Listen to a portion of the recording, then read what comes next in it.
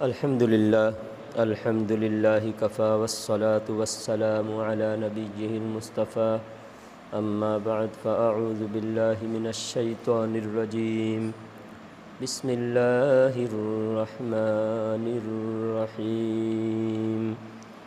ان الذین یبایعونک انما یبایعون اللہ ید اللہ فوق ایدیہم صدق اللہ المولانا العظیم وصدقنا وبلغنا الرسول النبی الکریم ونحن على ذلك ما قال ربنا لمن الشاہدین والشاکرین بلغ العلا بکمالہ کشف الدجى بجمالہ حسنت جمیع خصالہ صلوا علیہ وآلہ۔ سب سے پہلے ہم سب مل کر ہمارے آقا دو جہاں کے مولا مدنی تاجدار شفیع روز شمار محبوب پروردگار احمد مختار جناب محمد مصطفیٰ صلی اللہ تعالی علیہ وسلم کے پاک بارگاہ میں عقیدت و محبت کے ساتھ درود و سلام کا نذرانہ پیش فرمایا۔ اللہم صلی علی سیدنا مولانا محمد وعلى آل محمد وبارک وسلم صلاة وسلاما عليك يا رسول اللہ صلی اللہ تعالی علیہ وسلم۔ اللہ تعالیٰ کا کرم ہے، شکر احسان ہے، پروردگار نے ہم سب کو محرم الحرام کے مہینہ میں اللہ والوں کے ذکر خیر، صحابہ اکرام اور اہل بیت اطہر کے ذکر حسنہ میں ہم سب کو شرکت کرنے کی توفیق عطا فرمایا۔ اللہ تعالیٰ کا اللہ تعالیٰ ہم سب کے دلوں میں اللہ والوں کی محبت، صحابہ اکرام کی محبت اور اہل بیت اطہر کی محبت اللہ تعالیٰ ہمارے دل میں اور اضافہ فرمائے۔ آج کی جو نشست ہے حضرت عثمان ذی النورین رضی اللہ تعالیٰ عنہ، ان کی شان میں ہے کہ ان کو اللہ تبارک و تعالیٰ نے اور اللہ کے رسول صلی اللہ علیہ وسلم نے کتنی شان ان کو عطا فرمایا ہے۔ اللہ کے رسول صلی اللہ علیہ وسلم فرماتے ہیں وَأَصْدَقُهُمْ حَيَاءً عثمان، کہ سب سے زیادہ امت میں حیا شرم رکھنے والا حضرت عثمان رضی اللہ تعالیٰ عنہ۔ ہر صحابی کو ایک ایک ڈگری، ایسے تو ہر صحابی ہر صفات کے مالک تھے، ہر خوبی ہر صحابی کے اندر اللہ تعالیٰ نے عطا فرمایا تھا کم و بیش، لیکن جو صفات جن کی خاص ان کی پہچان ہے، جن صفتوں سے ان کو جانا جاتا ہے، ایک ایک صحابی کو اللہ تعالیٰ نے ایک ایک ڈگری اللہ کے رسول صلی اللہ علیہ وسلم نے عطا فرمایا ہے۔ جیسا حضرت ابوبکر صدیق رضی اللہ تعالیٰ عنہ کو صدیق کا ڈگری دیا، اور حضرت عمر فاروق رضی اللہ تعالیٰ عنہ کو فاروق کا ڈگری دیا۔ فاروق مطلب حق اور باطل میں فرق کرنے والا۔ جہاں بھی لوگ دو طرف ہیں، لوگوں کو بات سمجھ میں نہیں آ رہی ہے، تو وہاں پر حضرت فاروق کی صفت یہ ہے، حضرت فاروق وہاں حاضر ہوتے ہی حضرت فاروق کی بولی سے، حضرت فاروق کی کردار سے وہاں پر حق پر کون ہے، باطل پر کون ہے، فوراً واضح ہو جاتا ہے۔ تو اگر کوئی عالم دین جہاں پر کام انجام دے رہے ہیں، خدمت انجام دے رہے ہیں، تقریر کر رہے ہیں، اور ان کی تقریر میں کھل کر وہ حق نہیں بول رہے ہیں، حق اور باطل میں فرق نہیں ہو رہا ہے، تو وہ عالم کامل نہیں ہے، وہ فاروق کے نقش قدم پر نہیں ہے۔ فاروقی کہنے والے بہت سارے بدعقیدہ وہابی بھی ہیں، اپنے کو فاروقی کہتے ہیں۔ تو فاروقی صرف کہنے سے نہیں ہوتا، لکھنے سے نہیں ہوتا، فاروق وہ ہوتا ہے جس کی بولی سے حق اور باطل میں فرق پیدا ہو جائے۔ اب ہم حق بولتے ہیں، کھل کر بات کرتے ہیں، تو کچھ لوگوں کی اتنی تکلیفیں ہوتی ہے، کیا کیا نام دے رکھے ہیں لوگ، ارے یہ مولانا کہیں بھی جاتے ہیں جھگڑا ہوتا ہے، یہ مولانا کہیں بھی جاتے ہیں وہاں پر دو گٹوں میں بیٹھ جاتے ہیں، بٹنا ہی ہے۔ فاروق اعظم رضی اللہ تعالیٰ عنہ کی صفات ہے، اللہ تعالیٰ نے ان کا نام ہی فاروق دے دیا۔ تو اگر ہم حضرت فاروق کے غلام ہیں تو ہم سے بھی ظاہر ہوگا حضرت فاروق کی صفات ہم سے بھی ظاہر ہوگا۔ تو فاروق کی ڈگری اللہ کے رسول صلی اللہ علیہ وسلم نے حضرت عمر فاروق رضی اللہ تعالیٰ عنہ کو دیا، اور حضرت عثمان کی تو کیا کہنا، ایک دو ڈگری نہیں، ان کے ایک تو کامل الحیا، ساری امت میں سارے مسلمانوں میں سب سے زیادہ حیا رکھنے والا کامل الحیا، اور ایک صفات ہے ذی النورین۔ ذی النورین جو صفات ہے 1.25 لاکھ نبیوں کے کسی امت کی کسی بندے کو، کسی امت کو اللہ تعالیٰ نے نبی کی 2 بیٹی نکاح کرنے کا شرف کسی نبی کی امت کو نہیں دیا۔ حضرت موسیٰ علیہ السلام بھی نبی ہے، اور حضرت موسیٰ علیہ السلام کے سسر حضرت ایوب علیہ السلام بھی نبی ہے۔ حضرت ایوب علیہ السلام کی بیٹی کو حضرت موسیٰ علیہ السلام کو، موسیٰ علیہ السلام نبی بھی ہے، نبی کے داماد بھی ہے، پھر بھی 2 بیٹی کی شرف حاصل نہیں ہوا۔ حضرت عثمان وہ اکیلے شخصیت ہیں جن کو 1.25 لاکھ نبیوں میں سے کسی نبی کی 2 بیٹی ان کے نکاح میں دینے کا، نکاح حاصل کرنے کا ان کو شرف حاصل ہوا، اسی لیے ان کو کہا جاتا ہے ذی النورین، 2 نور والے۔ اب ذی النورین ہم کہتے ہیں، یہ بریلی بھی کہتے ہیں، سنی کہتے ہیں، ہم نہیں کہیں گے کر کے ان کی مجال نہیں ہے، ان کی مسجد میں بھی وہ ممبر پہ کہیں گے عثمان ذی النورین کامل الحیاء والوقار، ذی النورین کہتے ہیں 2 نور والے۔ لیکن کتنی افسوس کی بات ہے، کتنی نادانی اور کتنی بے غیرتی کی بات ہے، ممبر پہ تو کہتے ہیں 2 نور والے، کون 2 نور؟ نبی کی 2 بیٹیاں 2 نور ہیں، اور ان کا نام ہے 2 نور والے، ذی النورین۔ نبی کی بیٹیاں نور ہے، لیکن نبی کی نور پر یہ لوگ جھگڑا کرتے ہیں، کہتے ہیں نبی نور نہیں، نبی نور نہیں، نبی کی بیٹی کہاں سے نور ہو گئی؟ ان بیوقوفوں کو یہ بات سمجھا دو، ذی النورین کہتے ہی ہے 2 نور والے، اور دونوں نور نبی کی بیٹیاں ہیں۔ اعلیٰ حضرت کی بات سمجھنا ہوگا، کوئی بھی اگر قرآن حدیث کی صحیح ترجمانی ہے، قرآن و حدیث کو صحیح طریقے سے سمجھنا ہے، تو اعلیٰ حضرت کا محتاج ہے اس دور میں۔ تبھی تو اعلیٰ حضرت نے فرمایا تیری نسل پاک میں ہے بچہ بچہ نور کا، تو ہے عین نور تیرا سب گھرانہ نور کا۔ صرف 2 ہی نہیں، پورے گھرانہ ہی نور ہے، ہر بچہ بچہ نور ہے۔ تبھی ہم ان کو ذی النورین جو کہتے ہیں ہم مانتے ہیں، صحابہ کو مانتے ہیں، ہم ولی کو مانتے ہیں، ہر جگہ یہ لوگ اسی طرح گھوٹالہ کرتے ہیں، کہتے ہیں، یہ مانتے نہیں۔ کہنا الگ چیز ہے، ماننا الگ چیز ہے۔ اب ہم نے کہا کہ فلانا حاجی ہے، اللہ حضرت نصیب فرمائے سب کو، اللہ توفیق دے، لیکن میں مثال کے طور پر یہاں حاجی نظر نہیں ہے، ایک حاجی تھا وہ بھی پاجی نکلا، وہ ہاں ماشاءاللہ یہ حاجی صاحب ہے، ماشاءاللہ ماشاءاللہ، اللہ تعالیٰ برکت عطا فرمائے۔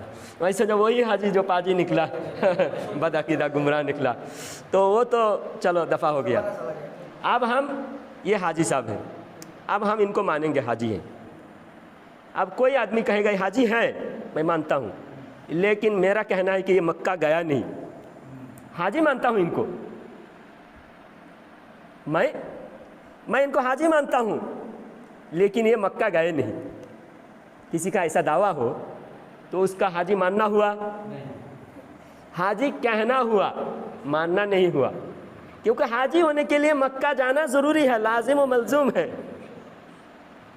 تو اسی طرح ہر بات میں کہتے ہیں یہ لوگ، نبی کو نبی کہتے ہیں، نبی نہیں مانتے، عثمان کو ذی النورین کہتے ہیں، ذی النورین نہیں مانتے، صدیق کو صدیق کہتے ہیں، صدیق نہیں مانتے، فاروق کو فاروق کہتے ہیں، فاروق نہیں مانتے۔ ان کی ہر عبارت سے ہم ثابت کر سکتے ہیں۔ اسی لیے ہم کہتے ہیں یہ راہبر کے بھیس میں رہزن ہے، رہزن، ڈاکو۔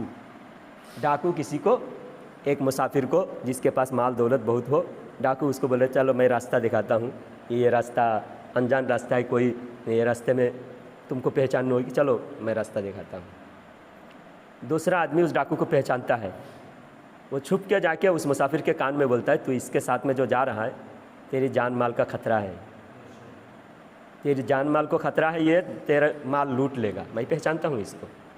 نہیں نہیں، تم بہکا رہے ہو مجھے اچھا ایک کتنا بڑا احسان مند ہے، میرا راستہ بتانے والا ہے۔ نہیں نہیں، میں تیری بات نہیں مانتا۔ ایسے ہی آج ہماری بات لوگ نہیں مانتے۔ پھر جب لوٹ لیا جاتا ہے، جب راستے میں اس کو بندوق دکھایا، ہتھیار دکھایا، سارا مال بھی لوٹ لیا، جب اس کے گردن پہ تلوار لٹکی، تب اس کو افسوس ہوگا، کاش میں اس مولانا کی بات کو مان لیتا۔ جب افسوس ہوگا تو فائدہ ہے، اس وقت فائدہ ہے۔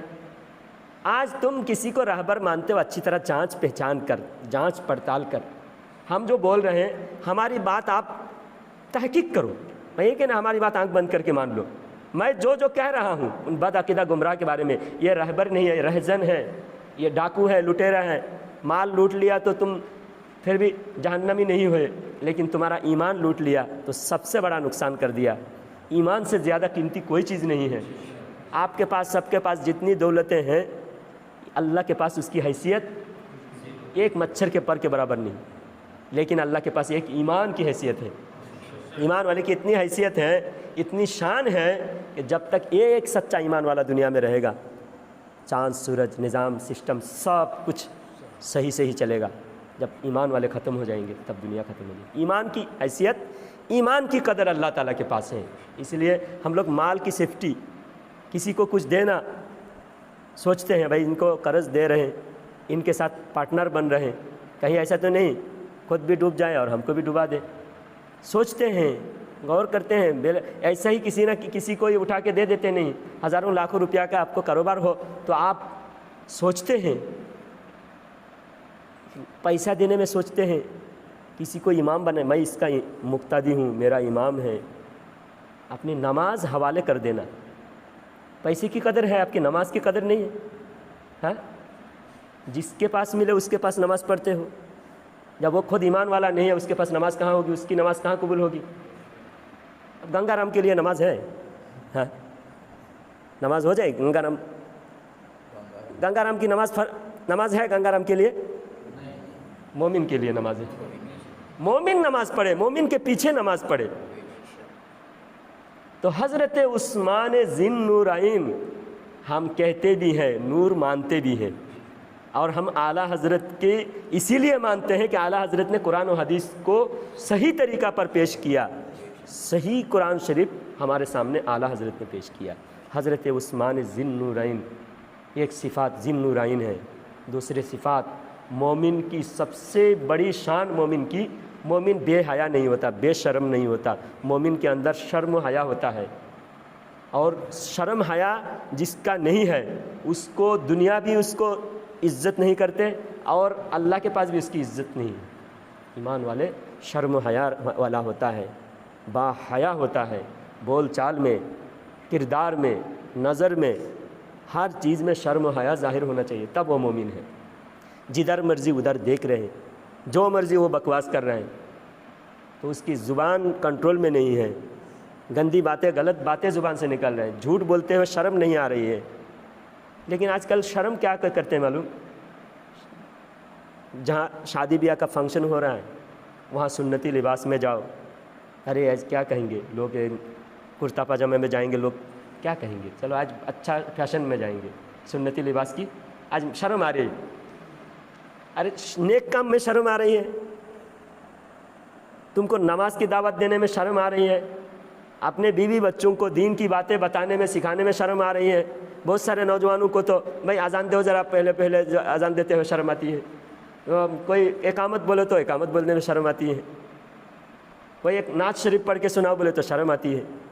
یہ شرم نہیں ہے، یہ ہے غفلت ہے، یہ شیطان کا وسوسہ ہے۔ شرم دین کے معاملہ میں شرم نہیں، شرم کیا ہے؟ گناہ کرنے میں شرم آنی چاہیے، گناہ کے کام میں شرم آنی چاہیے۔ نظر جب کوئی نامحرم عورت کو دیکھنا ہو تب شرم آنی چاہیے کہ یہ میری بیٹی جیسے، میری بیٹی کو بھی اگر کوئی دیکھیں گے تو مجھے کتنا خراب لگے گا، تو میں دوسری کی بیٹی کو کیوں دیکھوں؟ تو شرم و حیا مومن کی زینت ہے، شرم و حیا۔ اور شرم و حیا میں جتنے مومن دنیا میں ہیں اس میں سب سے بڑی ڈگری PhD شرم و حیا میں، سب سے PhD کا بھی PhD اللہ تعالیٰ نے حضرت عثمان ذی النورین رضی اللہ تعالیٰ عنہ کو دیا، اور اتنی شرم و حیا والے تھے کہ زندگی میں کبھی اپنی شرمگاہ کو بھی نہیں دیکھا۔ جس ہاتھ سے نبی کے ہاتھ پہ بیعت ہوئے، سیدھا ہاتھ جب نبی کے ہاتھ میں دیے، اس ہاتھ کبھی گندگی نہیں لگائے، اس ہاتھ کبھی شرمگاہ کو نہیں لگائے، اتنے شرم و حیا والے تھے۔ سرکار مدینہ صلی اللہ علیہ وسلم نے فرمایا کہ عثمان کو دیکھ کر فرشتے بھی حیا کرتے ہیں، فرشتے کو بھی حیا ہوتی ہے حضرت عثمان کی حیا شرم کو دیکھ کر۔ اسی لیے نبی کوئی آدمی داماد چنتا ہے، ایرے گیرے کو نہیں چنتا ہے۔ کوفہ کا ایک رافضی تھا، وہ یہ کہتا تھا کہ حضرت عثمان یہودی تھے، یہ دعویٰ کہتا تھا، بکواس کرتا تھا حضرت عثمان کے خلاف۔ تو امام اعظم ابو حنیفہ رحمۃ اللہ علیہ کو پتہ چلا کہ حضرت عثمان کے خلاف بکواس کرتا ہے یہ بندہ، تو حضرت ابو حنیفہ رضی اللہ تعالیٰ عنہ ایک دن اس کے گھر گئے۔ اختلاف، وہ شیعہ ہے، حضرت سنی ہے اور سنیوں کا امام ہے، پھر بھی جب گھر گئے تو اس نے دیکھا مسلمانوں کے، سنیوں کے بہت بڑے امام آئے، بہت بڑے عالم دین آئے ہیں، تو قدر کر کے اچھی طرح مہمان نوازی کے ساتھ اچھے کمرے میں بٹھائے، کرسی پہ بٹھائے، بیٹھ کے حضرت آپ میرے گھر کیوں آئے ہیں، کیا مقصد ہے؟ تو حضرت نے فرمایا بہت بڑا نیک مقصد لے کر آیا ہوں، بہت اچھا نیک مقصد لے کر آیا ہوں، تم بھی سنو گے تو بہت خوش ہو جاؤ گے۔ بولے کیا مقصد ہے؟ بولے آپ کی بیٹی بالغ ہے، مجھے پتہ چلا آپ با اخلاق ہیں، آپ کی بیٹی بھی بہت اچھی ہے، سیرت کے اعتبار سے اچھی ہے، صورت کے اعتبار سے اچھی ہے، با حیا ہے، با پردہ ہے، نیک ہے، تو مجھے پتہ چلا تو میں ایک اچھا رشتہ آپ کے بیٹی کے لیے لایا ہوں، اور جو لڑکا دیکھنے میں بھی خوبصورت ہے، مال کے اعتبار سے بھی سب سے ممتاز ہے، علم کے اعتبار سے بھی، تقویٰ پرہیز، ہر چیز میں بہت بڑا کمال کے ہیں، اچھے خوبصورت لڑکا ہے، جوان لڑکا ہے، اچھا ہے، تو آپ کے بیٹی کا رشتہ میں لایا ہوں۔ تو وہ کہنے لگا کہ بہت خوشی کی بات ہے، مبارک ہو، ماشاءاللہ، کہاں کے ہیں وہ، کون ہے، نام کیا ہے، ذرا بتا دیجئے۔ تو بولے اس کا آپ دیکھیے گھر بھی بہت شاندار ہے، بنگلے، عالیشان بنگلے کی طرح، ہر چیز یہ، لیکن ایک بات آپ اگر قبول کر لیں گے تو پھر کوئی مشکل نہیں، آرام سے نکاح ہو جائے گا، آپ ایک بات آپ منظور کر لیجئے۔ یہ کیا بات ہے؟ تو ابو حنیفہ رحمۃ اللہ علیہ نے کہا کہ وہ لڑکا یہودی ہے۔ ایک دم غصے میں، جلال میں آپے سے باہر آ گئے، بولے کیا تم مذاق کر رہے ہو؟ میں ایک مسلمان ہو کے یہودی کو بیٹی دے سکتا ہوں؟ یہ کیسا ہو سکتا ہے؟ تو ابو حنیفہ رحمۃ اللہ نے فرمایا تم ایک بیٹی نہیں دے سکتے، اللہ کے نبی نے تو دو بیٹی دیے ہیں۔ تمہارے کہنے کے مطابق حضرت عثمان کو اللہ کے نبی نے 2 بیٹی دیے، ایک بیٹی جب نکاح میں دیا اور کچھ سال کے بعد حضرت رقیہ رضی اللہ تعالیٰ عنہ کا وصال ہو گئی، تو سرکار مدینہ صلی اللہ علیہ وسلم نے دوسری بیٹی حضرت ام کلثوم رضی اللہ تعالیٰ عنہ کو بھی حضرت عثمان کے نکاح میں دیا۔ پھر کچھ سال کے بعد وہ بیٹی کا بھی انتقال ہو گئی، تو سرکار نے فرمایا اگر میرے پاس 100 بیٹی ہوتی میں ایک کے بعد ایک عثمان کو دیتا۔ کیا شان ہے عثمان کی! وہی ایرے گیرے کو بیٹی دینا تو کتنی سوچ سمجھ کے دیتا ہے، اور سرکار تو پورا بیک گراؤنڈ جانتے ہوں گے عثمان کے، ہر امت کے ہر چیز سرکار سے مخفی نہیں ہے، سرکار کائنات کے ہر مومن کے ہر اعمال سے واقف ہے۔ پھر اللہ کے نبی صلی اللہ علیہ وسلم نے 2 بیٹی دیا اور تو ایک بیٹی دینے کو تیار نہیں، پھر بکواس کیوں کرتا ہے؟ تو اس کو احساس ہوا تو وہ اپنی باتوں سے رجوع کر لیا، توبہ کر لیا۔ تو اس دور کے رافضی بھی تھوڑا نرم گوشہ رکھتے تھے اور بات بولنے سے مانتے تھے، مگر آج کے یہودیوں کی دلال رافضی آج اس سے 100 قدم آگے نکل چکے ہیں۔ آج کیا بولتے ہیں معلوم؟ آج بولتے ہیں نبی کی کوئی بیٹیاں ہی نہیں، ایک ہی بیٹی تھی صرف، فاطمہ۔ سانگلی میں میں وہاں 2016 میں سانگلی میں وہاں امامت کرتا تھا، وہی مدرسہ ہم نے قائم کیا اور الحمدللہ ہمارے مدرسہ عالی شان سے چل رہا ہے۔ تو اس گاؤں والوا، سانگلی کے پاس والوا، وہاں پر 30-40 گھر والے شیعہ ہو گئے، اور ایران جا کر بھالے کھنجر اور سب لے کر آئے۔ اب ماتم کرنا انڈیا کے چھری سے مارنے سے ان کا زیادہ ثواب نہیں ملے گا، ایران سے لے کے آئے جا کے چھری، کوئٹہ، دارانتی، زنجیر سب ایران سے لے کے آئے، اتنے خبیث ہیں۔ تو ان شیعوں کو ایک گروپ میں، واٹس ایپ گروپ میں ایڈ کیا، تو میں نے اس گروپ میں بات چل رہی تھی، تو میں نے کہا پورے شیعوں کو میں جھوٹا ثابت کروں گا، پورے شیعوں کو میں جھوٹا ثابت کروں گا 5 منٹ میں، اور جس گاؤں میں جتنے شیعہ ہوئے ہیں، اگر تم لگتا ہے کہ سنی غلط ہے، تم شیعہ صحیح ہو، آ جاؤ میرے سامنے، تمہارے اس علاقے میں جو سب سے بڑا رابضی ہے، سب سے بڑا تمہارا ذاکر ہے، اس کو لے کر آؤ، میں ثابت کروں گا کہ تم جھوٹے ہو، قرآن کا منکر ہو، کافر ہو، میں ثابت کروں گا، 5 منٹ نہیں لگے گا۔ تو پھر مجھے کال آیا شیعوں کا، ہم آپ کے پاس بیٹھنا چاہتے ہیں۔ میں نے کہا آئیے، سواگتم، ویلکم۔ پھر بولے فلانا دن آپ کے سامنے بیٹھیں گے۔ تو فلانا دن آئے، شیعہ آئے، تو شیعہ کو دیکھا دیکھی تبلیغ والے بھی آئے اور سنی لوگ بھی آئے، 15-20 لوگ ظہر کے بعد مسجد میں بیٹھے، بیٹھ کے ہمارے کمیٹی والوں کے سامنے بات رکھ رہے ہیں شیعہ، دیکھو آپ کے مولانا ہمیں ایسا ایسا بولا، اس لیے ہم آئے ہیں، آپ کے مولانا کہہ رہے پورے شیعہ جھوٹا ہے، تو یہ کیا ہے؟ تو ہمارے کمیٹی والے بولے مولانا آپ نے ایسا کہا۔ میں نے کہا ہاں میں ایسا کہا، تو ثابت کریں گے؟ ہاں میں ثابت کروں گا، اینی ٹائم، 1 منٹ میں ثابت کروں گا۔ تو پھر میں بولا اچھا، وہ نام ایوب قاضی اس کا نام ہے شیعہ کا۔ پھر میں نے کہا ایوب صاحب آپ یہ بتاؤ، آپ قرآن کو مانتے ہو؟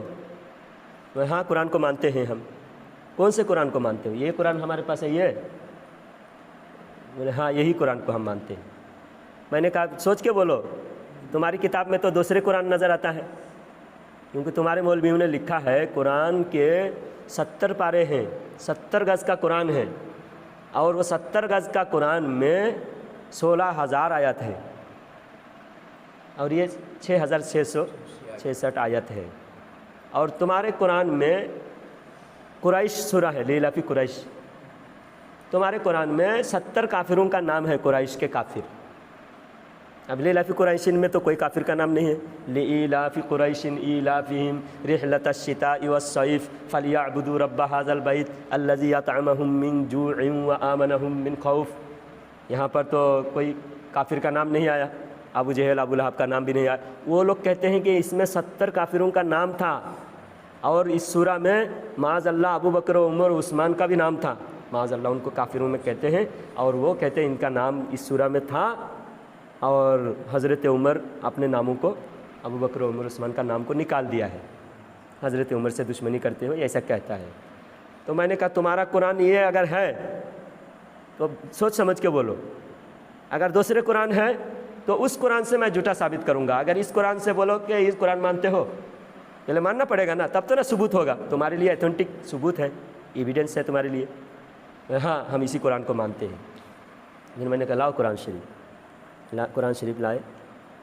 میں ایک سوال پوچھوں گا، اس کا جواب دینا، نبی کی بیٹیاں کتنی ہیں؟ ایک بیٹی۔ پھر میں نے سوچ کے بولو، پھر بعد میں نہیں بولنا کہ ایسا غلطی سے نکل گیا، تمہارے علماء سے سن کے بولو، ہمارے علماء نے ایک بیٹی کہا تھا نا، ہاں ہمارے علماء نے ایک بیٹی کہا۔ نبی کی بیٹیاں کتنے ہیں؟ ایک بیٹی۔ پھر میں نے قرآن شریف کھولا، سورہ احزاب 22واں پارہ، سورہ احزاب میں اللہ تعالیٰ نے فرمایا یا ایھا النبی قل لازواجک وبناتک ونساء المؤمنین یدنین علیہن من جلابیبہن، اے نبی آپ اپنی بیویوں کو، اپنی بیٹیوں کو، مسلمان عورتوں کو پردہ کا حکم دیجئے، دوپٹہ اوڑھ لیں، اپنے چہرے پر نقاب اوڑھ لیں۔ تو میں سورہ آیات پڑھا، اس آیت میں اللہ فرماتا ہے اے نبی آپ اپنی بیویوں کو، بیوی ایک تھی یا زیادہ؟ اگر ایک ہوتی اللہ کیا فرماتا؟ تم بیوی کو، اور بیٹی ایک ہوتی اللہ کیا فرماتا؟ بیٹی کو۔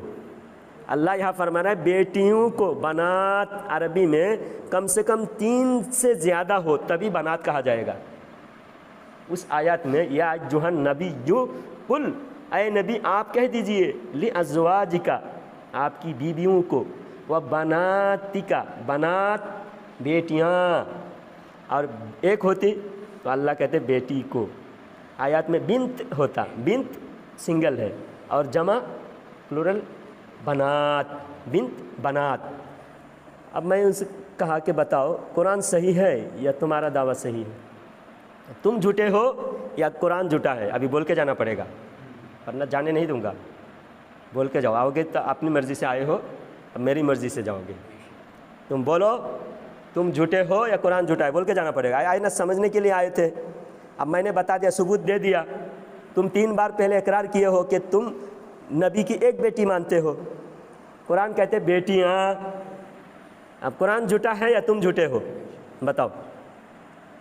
منڈی جھکا کے رہا ایسے بیٹھا 2 منٹ، میں نے بولنا پڑے گا، ہمارے متولی صاحب کو، صدر صاحب کو، ان کو بولا، میں بتائیے اب یہ جو دعویٰ کیے تھے آپ سنیں نا سبھی؟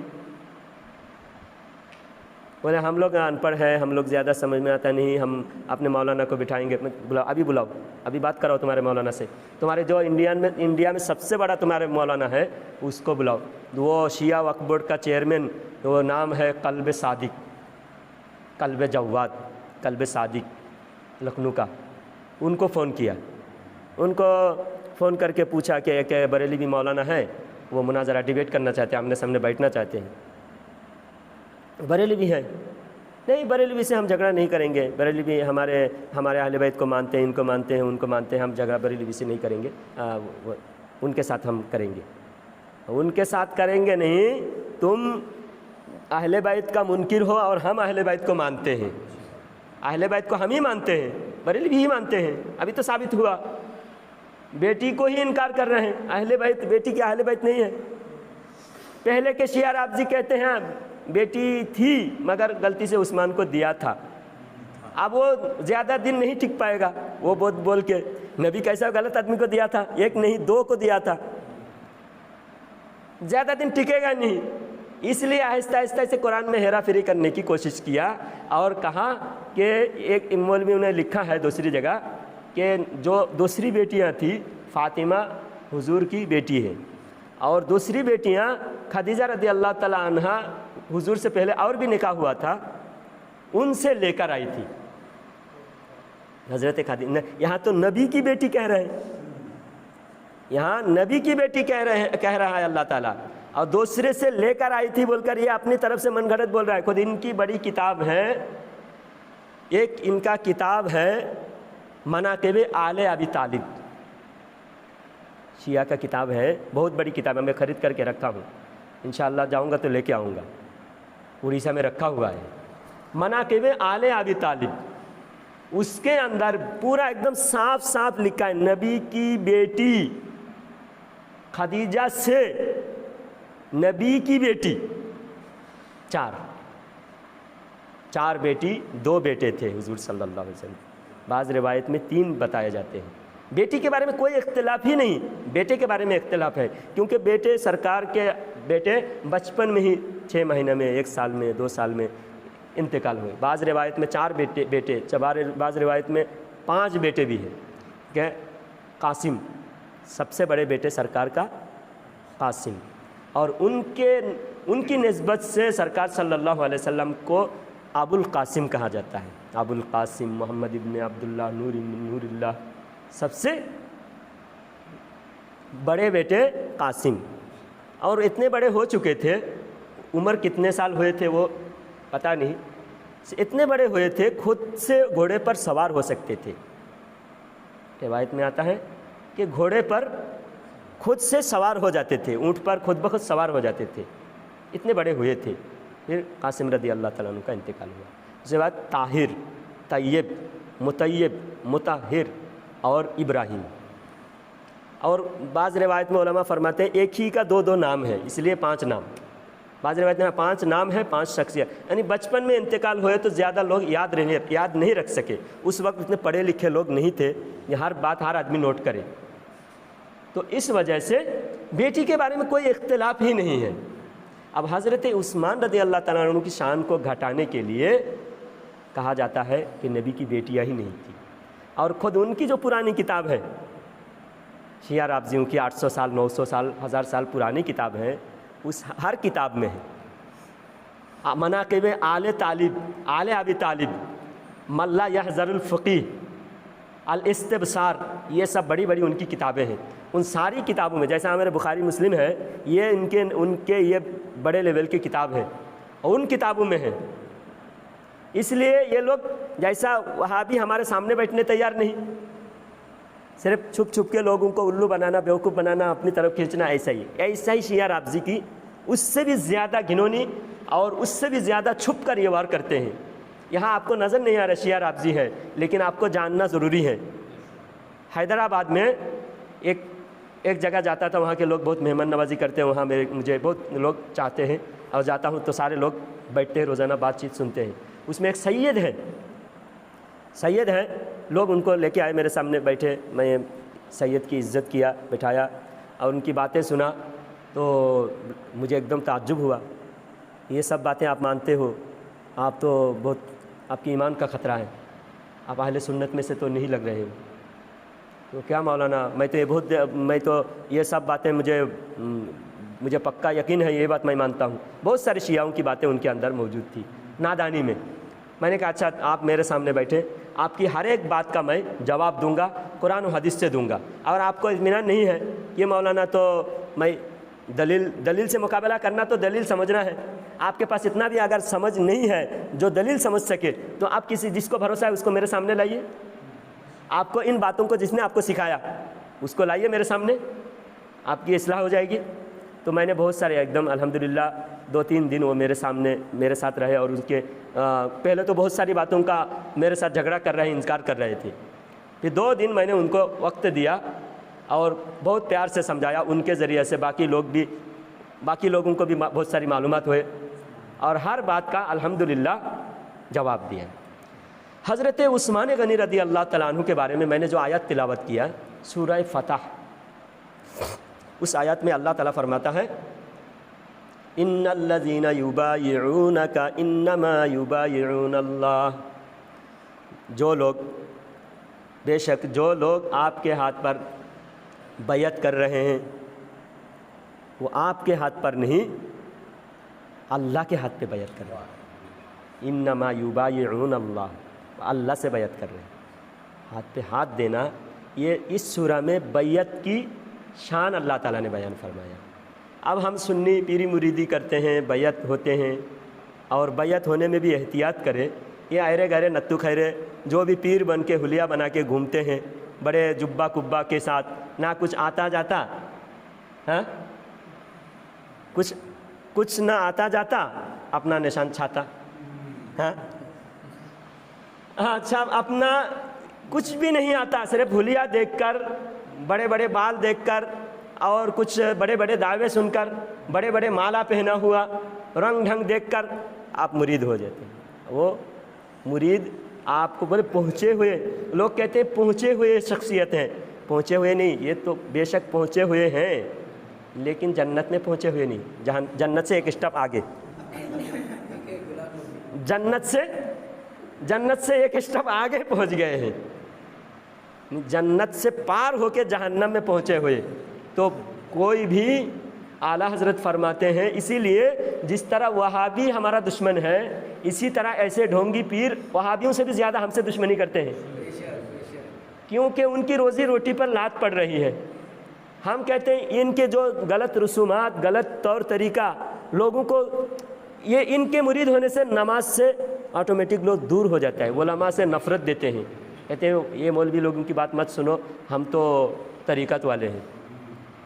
طریقت شریعت کی پابندی کے بغیر آ ہی نہیں سکتی، اور یہ جو کہتے ہیں کہ نماز بس ہم تمہارا حساب ہم دے دیں گے، نماز معاف کرا دیتے ہیں، اور لوگ بھی آسانی ڈھونڈتے ہیں۔ ابھی مولانا کی بات سنیں گے تو مولانا کی بات سن کر مسجد میں آنا پڑے گا، اور مسجد میں چندہ بھی دینا پڑے گا، مال بھی خرچ ہوگا، وقت بھی دینا پڑے گا، پابندی میں رہنا بھی پڑے گا، مولانا کبھی ڈانٹیں گے بھی، بات مولانا کی تابعداری کرنا پڑے گا، اور حق بات قرآن و حدیث صحیح طریقے سے، تو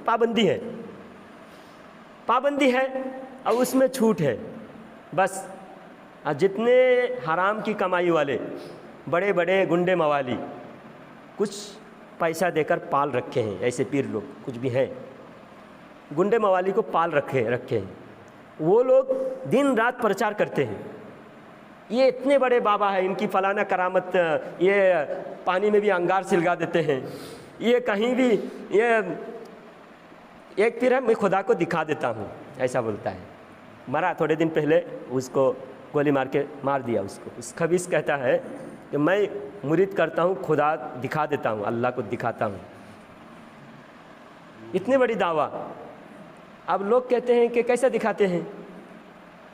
تو اللہ تعالیٰ کو دکھانے کے اللہ خدا دکھا دیتا ہے بولتا ہے۔ اب وہ کیا کرتا ہے معلوم؟ بکرے کا بھیجا منگاتا ہے، بکرے کے بھیجے میں جیسا بھیجا گھما ہوا رہتا ہے تو اتنی جگہ گھما ہوا رہتا ہے، وہ بھیجا ایک لائن سیدھا لائن نہیں ہے، بھیجا کا جو تار ہے سیدھا نہیں ہے، تو اس بھیجا میں کہیں نہ کہیں لفظ اللہ لکھا ہوا دکھتا ہے۔ تو بکرے کے بھیجا میں ہی تم کو خدا دیکھنا تھا، ہاں اس کو بھیجا کھانے کا شوق ہے، وہ بتانے کے بجائے لوگوں کو اس طرح الو بناتے ہیں، کیونکہ ہر جگہ بھیجا پسند ہے، کہیں بھی جائیں گے بھیجا فرائی کر کے دعوت کریں گے، تو اس لیے بھیجا ان کا سب سے زیادہ پسندیدہ مرغوب، اس طرح بیوقوف بناتے ہیں۔ تو ایسے بیوقوف، ایسے جاہل لوگوں سے دور رہے، ایسے جاہل پیروں سے دور رہے۔ مرید ہونا، پیر مانو پہچان کر، پانی پیو چھان کر، پیر مانو پہچان کر، پیر کو پہچان کر پہلے، مرید ہونے کے بعد ارے پیر مرید ہوا میرا کاروبار نہیں، جب سے مرید ہوا میرا کاروبار نہیں چلا، یہ پیر صحیح نہیں ہے، دوسرے پیر سے مرید ہو، ہاں یہ پیر کو مرید ہوا، میں تعویذ لیا تو تعویذ کوئی کام ہی نہیں کرا میرا، تو یہ پیر ڈھکوسلا ہے، آپ دوسرے پیر سے مرید ہو جا رہے ہیں۔ تو پیر تم دنیاوی غرض سے پیر مت بناؤ، پیر تم کو جنت تک لے جائیں گے، اور جو شرع کے پابند ہوگا، اعلیٰ حضرت فرماتے ہیں پیر بننے کے لیے کم سے کم 3 کوالٹی ہو، وہ عالم باعمل ہو، اور اس کا سلسلہ پیارے آقا صلی اللہ علیہ وسلم سے جڑا ہوا ہو، سلسلہ ٹوٹا ہوا نہ ہو، بیچ میں اگر کوئی سلسلہ کٹا تو وہ پیر جنت تک نہیں پہنچے گا۔ پیر مانو تو اس کا پہلے نمبر عالم باعمل ہو، شرع کے پابند ہو، اور اس کا سلسلہ سرکار مدینہ صلی اللہ علیہ وسلم سے جڑا ہوا ہو، اور دوسری بات وہ ہر مسائل ایسا کہ تم اگر پوچھو حضرت یہ مسئلہ کیا ہے تو خود اپنی کتاب سے نکال کر، قرآن و حدیث سے نکال کر بتا سکے، قرآن و حدیث پڑھنے والا ہو۔ جو سورب دن رات گانجا پیتا ہے اور اس کو لوگ کہہ رہے جنت پہنچا ہوا ہے، گانجا پینے والا جنت پہنچتا ہے، حرام ہے، حرام، نشا کرنا حرام ہے۔ یہ حضرت عثمان رضی اللہ تعالیٰ عنہ کی صفات بیان کروں گا، جمعہ میں بیان کروں گا۔ اب ایک ضروری ایک بات اور بتا دیتا ہوں، حضرت عبدالحق محدث دہلوی رحمۃ اللہ علیہ، عبدالحق محدث دہلوی بھارت میں سب سے پہلے علماء کا سلسلہ انہوں نے شروع کیا، مدرسہ سلسلہ انہوں نے شروع کیا، اور ہر فرقے والے ان کو ماننے کا دعویٰ بھی کرتے ہیں، وہابی بھی، اہل حدیث بھی دعویٰ کرتے ہیں کہ ہم بھی ان کو مانتے ہیں، وہ کتنا مانتے ہیں وہ ہم بتائیں گے۔ عبدالحق محدث دہلوی رحمۃ اللہ علیہ مدینہ شریف میں رہتے تھے، اور وہاں مدرسے میں پڑھاتے تھے، اور دن رات سرکار صلی اللہ علیہ وسلم کی قبر شریف کی زیارت کرتے تھے، عاشق رسول تھے، عالم باعمل، بہت بڑے جیت محدث دہلوی، محدث میں تو حدیث کے ماہر۔ عبدالحق محدث دہلوی رحمۃ اللہ علیہ کو سرکار مدینہ صلی اللہ علیہ وسلم نے خواب میں تشریف لائے سرکار صلی اللہ علیہ وسلم، اور فرمایا عبدالحق تم انڈیا جاؤ اور دلی میں جا کر تم دین کا کام کرو۔ تو حضرت عبدالحق محدث دہلوی رحمۃ اللہ علیہ رونے لگے، یا رسول اللہ روز آپ کی درگاہ کی زیارت ہوتی ہے، میں روزانہ آپ کے قبر شریف پر فاتحہ پڑھتا ہوں، سلام پڑھتا ہوں، آپ مجھے انڈیا بھیج رہے ہیں، وہاں سے تو آپ کے قبر شریف کو زیارت نہیں کر سکتا۔ تو سرکار نے فرمایا اے عبدالحق یہاں تم میرے قبر کو دیکھو گے، اور وہاں جاؤ گے تو روز مجھے دیکھو گے، روز میری زیارت کرو گے، تم جاؤ انڈیا میں۔ یہ سننا تھا، فوراً نکل پڑے۔ اور یہاں آ کر علم دین کا سلسلہ شروع کیا، بچوں کو پڑھانے کا سلسلہ شروع کیا۔ اتنی اہمیت ہے بچوں کو پڑھانا کہ سرکار مدینہ شریف سے اپنے عاشق کو انڈیا بھیجے ہیں۔ کتنی اہمیت ہے، آج ہمارے بچوں کو بھی اہمیت کے ساتھ، پابندی کے ساتھ پڑھائے، دینی علم کا شوق دلائے۔ تو حضرت عبدالحق محدث دہلوی رحمۃ اللہ علیہ انڈیا میں آ کر علم دین کا سلسلہ شروع کیا۔ اس سے پہلے صوفی درویش آ کر لوگوں کو صرف کلمہ پڑھائے ہوئے تھے اور دین و شریعت کے پابندی، مدرسہ سسٹم نہیں چالو کیا تھا۔ جو بھی آتے تھے غریب نواز، حضرت نظام الدین اور حضرت بختیار کاکی، ان کے صحبت میں بیعت ہو کر صرف کلمہ پڑھتے تھے، مسلمان ہوتے تھے، اور ان کو دیکھ کر جو لوگ سیکھتے تھے کہ ان کا جو پارٹ ہے وہ مسلمان بنانا تھا، اسلام پھیلانا تھا، اور پھر اسلام جو قبول کیے ہیں ان کو سچا مسلمان اور علم سے آراستہ کرنے کی ذمہ داری اللہ نے عبدالحق محدث دہلوی رحمۃ اللہ علیہ کو دی۔ غریب نواز کو مسلمان بنانے کے لیے بھیجا، اور حضرت عبدالحق محدث دہلوی رحمۃ اللہ علیہ کو مسلمانوں کے عقیدہ مضبوط کرنے کے لیے، مسلمانوں کو قرآن حدیث سکھانے کے لیے بھیجا۔ جب انڈیا میں آئے روزانہ زیارت کر رہے تھے، سرکار کی زیارت روز خواب میں ہوتی تھی۔ ایک صوفی درویش، بہت بڑے کامل بزرگ، بہت بڑے پیر بابا کے شہرت ہوئی دلی میں، فلانا بابا بہت شہرت یافتہ، بہت بڑے کامل ولی ہیں، بہت بڑے بابا ہیں۔ حضرت عبدالحق محدث دہلوی رحمۃ اللہ علیہ زیارت کرنے کے لیے گئے، زیارت کرنے کے لیے گئے، ملاقات کرنے کے لیے۔ دیکھے وہ گانجا پی رہا ہے، گانجا چلم بھر کے، بہت زوردار چلم کا دربار چل رہا ہے۔ تو حضرت عبدالحق محدث دہلوی رحمۃ اللہ علیہ فوراً وہاں جا کے اس کو رد کر کے اس کو بولے تم یہ حرام کام کر رہے ہو، تم کامل ولی بزرگ تم نہیں ہو، تمہارا کوئی سلسلہ نہیں ہے، تم لوگوں کو گمراہ کر رہے ہو، تم یہ سب چھوڑ دو۔ تو وہ بہت غصے میں حضرت سے بہت ساری بات چیت، بہت بحث مباحثہ ہوئی۔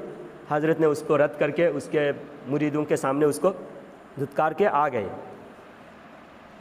جب رات سوئے، خواب میں اللہ کے نبی صلی اللہ علیہ وسلم کی دربار سجی ہوئی تھی، اور دربار جب سجی ہوئی تھی، حضرت عبدالحق محدث دہلوی رحمۃ اللہ خواب میں اللہ کے رسول صلی اللہ علیہ وسلم کی دیدار کے لیے جا رہے تھے۔ دربار سجی ہوئی ہے، میں جاؤں اللہ کے نبی کی محفل میں بیٹھوں، صحابہ کرام کے ساتھ میں بیٹھوں، خواب میں ہو رہا ہے۔ تو جب گئے تو راستے میں داربان، وہی بابا جو گانجا خور، وہ لکڑی لے کے دروازے کے پاس کھڑا ہے، لکڑی لے کے کھڑا ہے۔ جب دربار کے پاس میں پہنچے تو وہ بولے پہلے تم کو پینا پڑے گا، یہ جو گانجا ہے تم کو پینا پڑے گا۔ حضرت عبدالحق محدث دہلوی رحمۃ اللہ علیہ فرمایا میں نہیں پیوں گا۔ بولے پھر اندر نہیں جا سکتے، پیو گے نہیں تو اندر نہیں جا سکتے۔ پھر تھوڑی دیر کھڑا رہا، اندر جانے نہیں دے رہا ہے، پھر واپس آئے۔ اللہ کے نبی کی زیارت نہیں ہوئی، دن بھر بے چین رہے، پریشان، کیونکہ روز دیدار ہوتے تھے سرکار کی، آج دیکھے نہیں تو دن بھر بے چین رہے۔ رات میں پھر بے چینی میں کروٹ بدلتے رہے، نیند نہیں آ رہے، درود پاک پڑھ رہے ہیں۔ تو سمجھ رہے ہیں کہ میرے لیے کوئی امتحان ہوگا، میں تو شریعت کو مانوں گا، کیونکہ عالم کا فتویٰ ہے کہ اگر نبی صلی اللہ علیہ وسلم خود بھی خواب میں آ کر کوئی خلاف شریعت کام کا حکم دے تو اس پر عمل نہیں ہوگا، نبی کی شریعت پر عمل ہوگا، کیونکہ ہمارے خواب دلیل نہیں، ہمارے خواب دلیل نہیں، دلیل شریعت ہے۔ اور اتنے بڑے عالم تھے، وہ مسئلہ جانتے تھے۔ میں خواب میں دیکھا جو نبی کے دربار کا داربان ہے، اتنا بڑا اس کو رتبہ دیا ہوا ہے، اور اندر جانے بھی نہیں دے رہا ہے، پہلے گانجا پیو۔ میں تو نہیں پی سکتا کیونکہ شریعت میں منع ہے۔ تو رات بھر بے چین، پھر دوسری رات میں خواب میں دیکھا تو پھر وہی دربار سجے ہوئے، پھر وہی داربان ہے گانجا پینے والا بابا۔ تو اندر جانے کی کوشش کرے، وہ لاٹھی لے کے کھڑا ہے، پہلے پینا پڑے گا اس کے بعد اندر جا سکتے ہیں۔ تھوڑی دیر کھڑا رہا، پھر واپس آئے۔ تیسرے دن بھی اتنے بے چین، دن بھر بے چین بے قرار. پھر رات میں تیسرے دن جب خواب میں اسی طرح کا محفل سجے ہوئے اور حضرت عبدالحق محدث دہلوی رحمۃ اللہ علیہ اندر جانے کی کوشش کر رہے تھے، تو وہ بندہ کہہ رہا ہے پہلے پینا پڑے گا، پہلے گانجا پیو پھر اندر جاؤ. حضرت عبدالحق محدث دہلوی رحمۃ اللہ علیہ نے فرمایا کہ نہیں، میں نہیں پیوں گا، آج تو میں اندر جا کے ہی چھوڑوں گا، آج جاؤں گا تیرے سے، آج جھگڑا کروں گا، میں فساد کروں گا تیرے سے، میں آج کسی طرح میں لڑ کے تیرے ساتھ کچھ بھی لڑائی کچھ بھی ہو جائے، میں آج تو جاؤں گا اندر. جب دونوں میں جھگڑا ہو رہا تھا، اتنے میں اندر سے اللہ کے نبی صلی اللہ علیہ وسلم نے فرمایا اے علی جاؤ اس کتے کو بھگاؤ، اس مردود کتے کو بھگاؤ.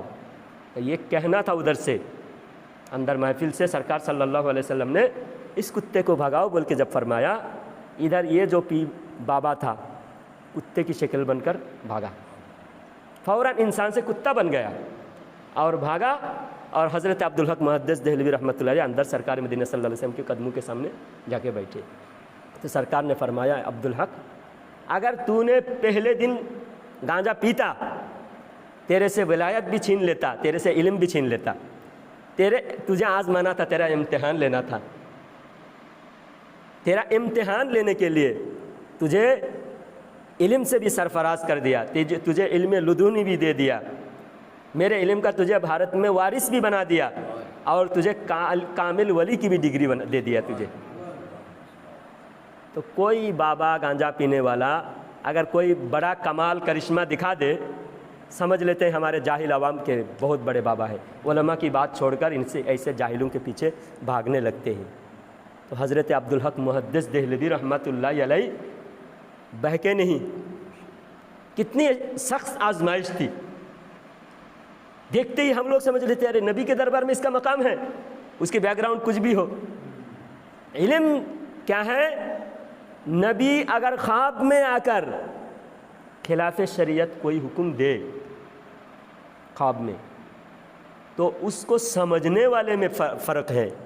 نبی کے خلاف شرع حکم نہیں دیا نبی نے، اس نے خلاف شرع سمجھ رہا ہے، اس کے خواب کے سمجھنے کا فرق ہے. یا تو پھر کرشن ایک بات ہوتا ہے، کوئی بیٹا غلطی کرتا ہے تو باپ اس کو کہتا ہے کر تو جو مرضی کر لے، بعد میں دکھائیں گے تجھے، جو مرضی کر لے کر. تو کرنے کا باپ حکم دے رہا ہے، یہاں ڈانٹ رہا ہے. باپ کیا کر رہا ہے؟ ڈانٹ رہا ہے، لیکن الفاظ میں کیا ہے؟ کرتا رہنا، تو جو چاہے کر لے. جب بیٹا غلطی کر رہا ہے، باپ اس کو ڈانٹنے کے لیے کبھی ایسا کہتا ہے کر لے، اس کا مطلب حکم نہیں دے رہا ہے. تو کوئی گناہگار مجرم اگر خواب میں دیکھ رہا ہے تو اس میں حضور کے حکم دینے کی غلطی نہیں، بلکہ اس کی اعمال کی غلطی ہے، اس کے اندر غلطی ہے، خامیاں ہیں. یہ خود سمجھنا، اپنے غلطی کا اصلاح کرے کہ میں غلط راستے پر تھا، اس لیے اللہ کے نبی صلی اللہ علیہ وسلم نے خواب میں آ کر مجھے ڈانٹا ہے، مجھے حکم نہیں دیا. تو ایسے بہت سارے غلطی دیکھ کر بھی لوگ علم نہ ہونے کی وجہ سے بہک جاتے ہیں. تو اللہ کے نبی صلی اللہ علیہ وسلم کی زیارت، نبی کی عاشق جو درود پاک زیادہ پڑھیں گے، صلاۃ و سلام پڑھیں گے، جو پاکی طہارت کے ساتھ رہیں گے، اپنی زبان کو کنٹرول کریں گے، وہ نبی کریم صلی اللہ علیہ وسلم کی دیدار مرنے سے پہلے سرکار صلی اللہ علیہ وسلم دیدار کرائیں گے اس کو. اللہ تعالیٰ ہم سب کو سرکار مدینہ صلی اللہ علیہ وسلم کے نقش قدم پر اور صحابہ اکرام کے نقش قدم پر ہمیں چلنے کی توفیق عطا فرمائے. انشاءاللہ جمعہ میں حضرت عثمان غنی رضی اللہ تعالیٰ عنہ کی شان بیان کریں گے اور اس آیات کی بھی تفسیر بیان کریں گے. اللہ تعالیٰ ہم سب کو عمل کی توفیق عطا فرمائے. وآخر دعوانا ان الحمدللہ رب العالمین. صلاۃ و سلام. مصطفیٰ جان رحمت پہ لاکھوں سلام، شمع بز میں ہدایت پہ لاکھوں سلام. مصطفیٰ جان رحمت پہ لاکھوں سلام، شمع بز میں ہدایت پہ لاکھوں سلام. شہر یار عیرم دادردار حرم،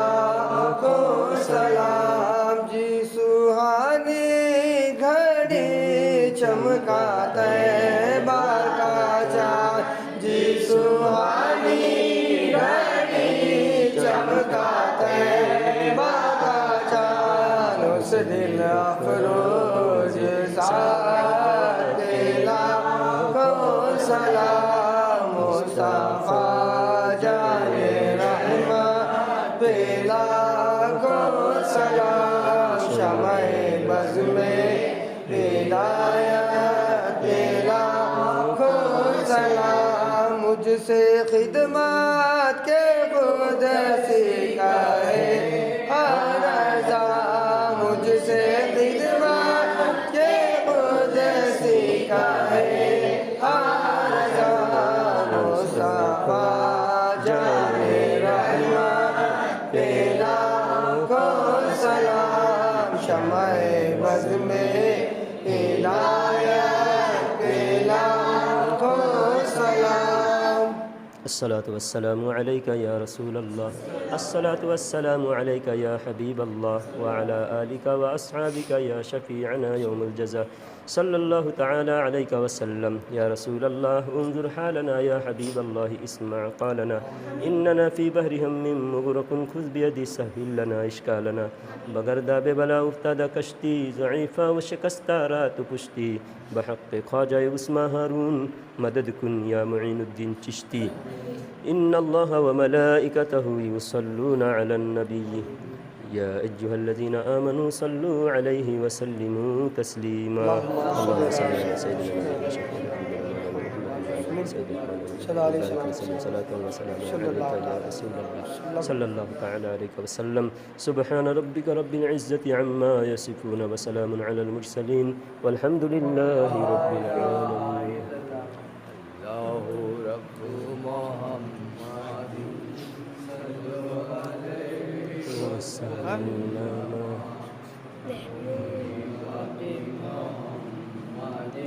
صلی اللہ علیہ وسلم